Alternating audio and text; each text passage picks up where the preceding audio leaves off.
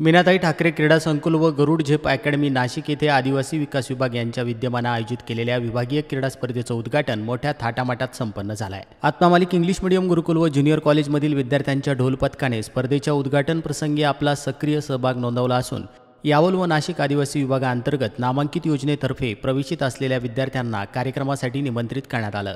सदर उद्घाटन समारंभामध्ये सहभागी राजूर, नाशिक, नंदुरबार, कळवण, तळोदा, यावल, धुळे या प्रकल्पातील एकूण 500 विद्यार्थ्यांनी उत्कृष्ट पथसंचलन केलं आहे। या उद्घाटनाप्रसंगी माननीय आयुक्त श्रीमती नैना गुंडे मॅडम, अप्पर आयुक्त माननीय संदीप गोलाईत साहेब, कळवण प्रकल्पाचे विशाल नरवडे साहेब अशा 7 प्रकल्पाचे प्रकल्प अधिकारी व आदी मान्यवर उपस्थित होते। माननीय आयुक्त श्रीमती नैना गुंडे मॅडम यांच्या हस्ते क्रीडा स्पर्धांचं उद्घाटन करण्यात आलं असून या क्रीडा स्पर्धेच्या कार्यक्रमाप्रसंगी गुरुकुलातील ढोल पथकाने केलेलं उत्कृष्ट संचलन हे कार्यक्रमाचं विशेष आकर्षण ठरलं। ढोल पथकाने केलेल्या उत्कृष्ट कामगिरीमुळे माननीय आयुक्त यांनी ढोल पथकाचं कौतुक करत पुढे होणाऱ्या राज्यस्तरीय स्पर्धेसाठी निमंत्रित केलं आहे।